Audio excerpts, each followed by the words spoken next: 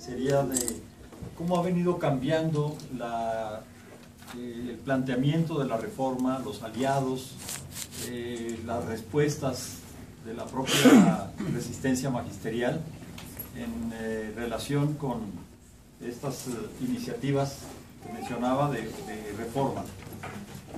Me parece que podríamos pensar y describir lo que ha sido esta historia tomando en cuenta 4 momentos fundamentales.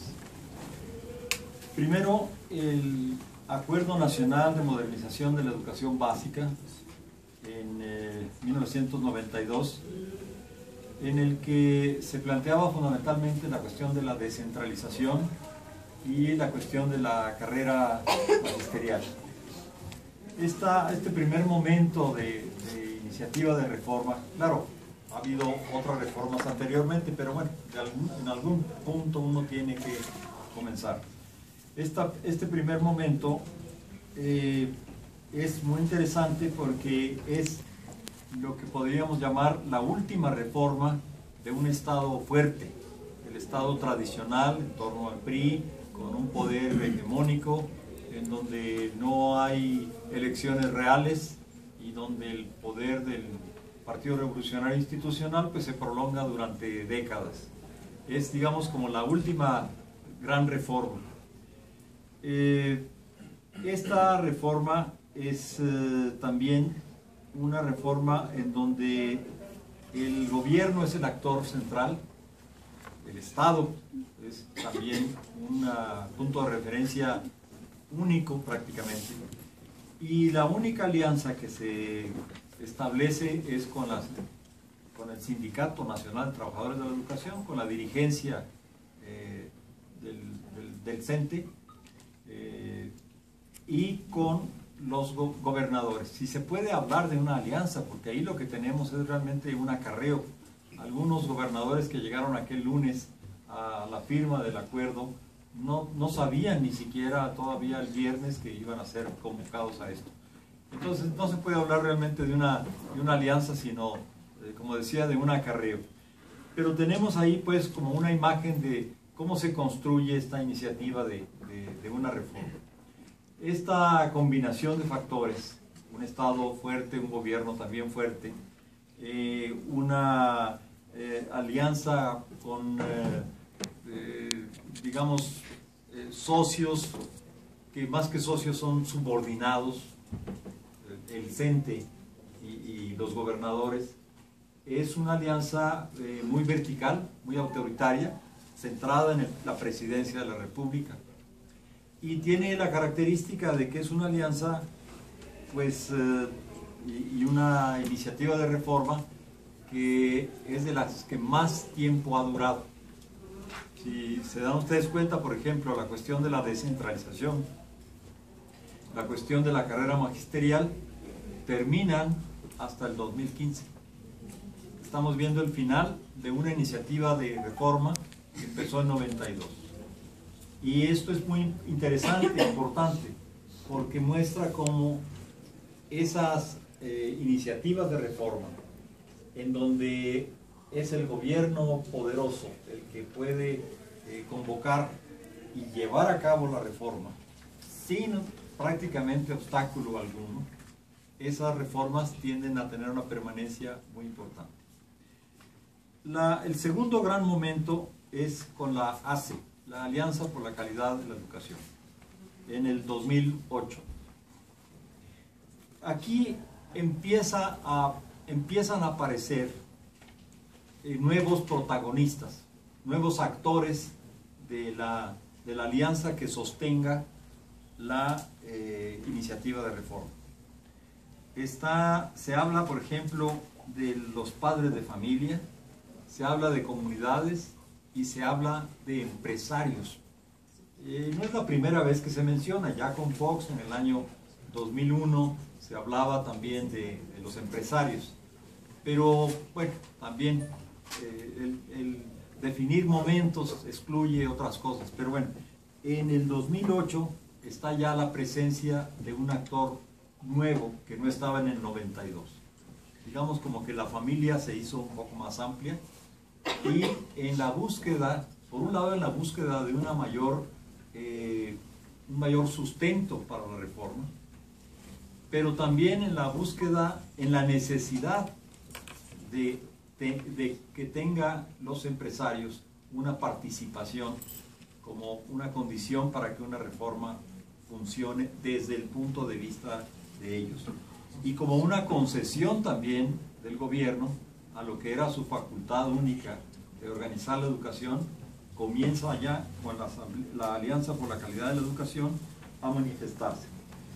Otra cosa que es muy interesante de este segundo momento es que es una propuesta que involucra a la Secretaría de Educación Pública, a la Secretaría de Hacienda y Crédito Público, a la Secretaría de Desarrollo, a la Secretaría de Salud. Todas estas dependencias están funcionando como parte de la reforma.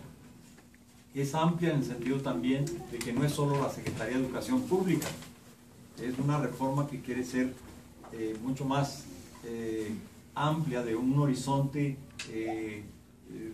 más generoso, vamos a decirlo así. Y se plantea, como parte de la reforma, cuestiones como la modernización de los centros escolares, la profesionalización del maestro y de autoridades educativas, el bienestar y desarrollo integral de los alumnos, la formación integral de los alumnos para la vida y el trabajo, y como último elemento, y apenas un rengloncito, la evaluación. Entonces es interesante ver cómo es en el 2008 donde aparece una propuesta más integral de iniciativa de reforma. Sin embargo, hay una cuestión muy interesante. Precisamente por ser una iniciativa de reforma muy amplia, genera en el magisterio una reacción también sumamente amplia.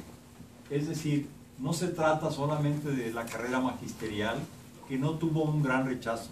Es cierto que hubo pronunciamientos de la CENTE, es cierto que la cuestión de la descentralización también se vio con mucha suspicacia, pero finalmente la resistencia que vemos en el 2008 no tiene comparación con lo que ocurrió en el 92. Es una resistencia que llega a estados y secciones nuevas como Morelos, como Quintana Roo, como Baja California Sur, como Puebla, cosa que no se había visto en todos estos años. Entonces es interesante ver que cuando hay un planteamiento desde el gobierno junto con empresarios y es una reforma amplia, entonces se genera una manifestación también de resistencia muy amplia, muy importante. Y hay además también otra cosa muy interesante en ese segundo momento, es que cambia definitivamente digamos como el marco en el que se mueve el movimiento magisterial. Si todavía en el 92 la consigna era democracia y más salario, ya en el 2008 la consigna parece cambiar, aumentarse por lo menos también a la idea de también nosotros podemos plantear una educación, una reforma de la educación. Cobró fuerza esta idea de la educación alternativa, de una propuesta alternativa de educación a partir del 2008. Hay un cambio fundamental en la conciencia de los trabajadores de la educación, que ya no solo están pensando en su vida interna dentro del sindicato y la cuestión salarial o las condiciones de trabajo, sino que empiezan a pensar también de manera organizada, colectiva, y ya no como una cuestión de expertos o de alguien que va a una conferencia, sino como una preocupación de gran parte de los sectores movilizados del magisterio respecto de cuál es nuestra propuesta educativa, dado que el gobierno, los empresarios nos están, con la Alianza por la Calidad de la Educación, nos están haciendo un planteamiento integral, que se sintió, con mucha razón, como una amenaza por todos lados. Entonces, este segundo momento comparte, al mismo tiempo que la ampliación de socios, de protagonistas, también comparte la misma idea que había en el 92 en el sentido de esta visión autoritaria. Las reformas son de arriba abajo. Y esto es contrapuesto por las propuestas de educación alternativa que surgen realmente desde abajo. Entonces, hay ahí una situación muy interesante, muy importante, pues, en la historia de la resistencia, que tiene que ver con la CENTE, pero no solo, porque se están incorporando en ese momento ya otros contingentes, otra sección. Este momento es también interesante, el segundo, porque dura muy poco. Si lo comparamos con los 20 años que dura la primera iniciativa de reforma, el Acuerdo Nacional por la Modernización de la Educación, no por la calidad, por la modernización de la educación. El término calidad aparece posteriormente, ya en los años 2000. Pero dura muy poco y queda, sí, como algo latente, pero realmente deja de tener el significado de que la ACE sea, digamos así, como la propuesta fundamental que va a seguirse durante décadas, como fue el Acuerdo Nacional. Eso ya no existe, eso empieza a desaparecer. Y es también un elemento muy importante. Las reformas ya no son casi perpetuas, sino que tienen una vida muy corta. Empieza a movilizarse muchísimo el contexto. Una tercera iniciativa de reforma, un tercer momento, es en el año 2010, 2011, la cuestión de la evaluación universal. Ustedes recordarán que hubo esta propuesta de una evaluación universal y hubo también una reacción del magisterio. Y aquí la cuestión es muy interesante porque a partir de las lecciones de la ACE, en donde yo supongo, es una suposición, que hubo dentro del gobierno una valoración de la experiencia de la ACE, diciendo, bueno, si planteamos una cuestión amplia, si planteamos algo que sea, que toque muchos temas, la reacción fue muy fuerte. Vamos entonces a concentrarnos, parecen decir los acontecimientos, solamente en un elemento crucial, y ese viene a ser la evaluación universal. Ya no se habla, fíjense, no se habla de modernización, se habla de calidad, pero de calidad interpretada como algo que ocurre solo si hay evaluación. Y eso también es muy interesante, porque es cuando se achica el horizonte del propio gobierno a solamente la evaluación. Y es tan interesante este cambio que todavía en el 2015, con la reforma constitucional del 2013, la idea persiste. Calidad, reforma es igual a evaluación. No es erróneo ni errado que el compañero Pedro plantee precisamente el desarrollo de la evaluación, porque ahora es, digamos, como la propuesta fundamental. Eso es muy paradójico, muy curioso, porque al mismo tiempo que parece centrar todo el esfuerzo solamente en la evaluación universal, al mismo tiempo empobrece muchísimo la idea de la reforma.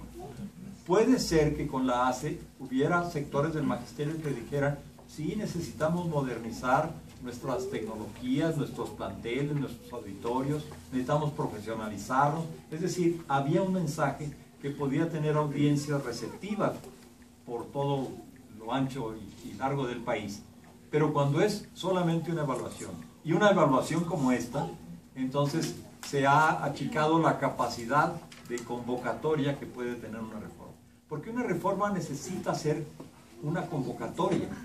Si no hay convocatoria en una reforma, entonces la reforma es simplemente un gesto burocrático. Este tercer momento tiene elementos nuevos importantes, centrales. Aparece con toda claridad la Organización para la Cooperación y el Desarrollo Económico. Ya andaba por ahí en el ambiente, pero no había aparecido todavía, digámoslo así, el aguijón.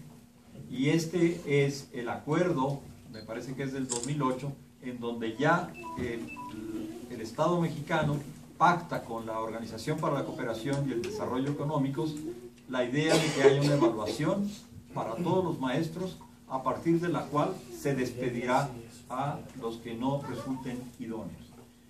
Entonces, la primera novedad es que está la OCDE presente ya como un actor más, y un actor muy poderoso. ¿Por qué? Porque logra llegar a acuerdos con el gobierno, logra que el gobierno esté de acuerdo con sus propuestas. La distancia respecto de lo que ocurrió en 92 es enorme. Ya no es el gobierno solo el que está impulsando la reforma. Ahora tiene a estos verdaderos socios y muchas veces verdaderos mayordomos, ¿verdad?, que constituyen el apoyo de la reforma. La segunda cuestión, el segundo elemento nuevo en el 2010 es la aparición ya muy clara y muy fuerte de Mexicanos Primero, que es así como la irrupción del empresariado nacional en la vida de la educación, algo que era el coto cerrado, el campo de la Secretaría de Educación Pública del gobierno federal. Entonces, hay una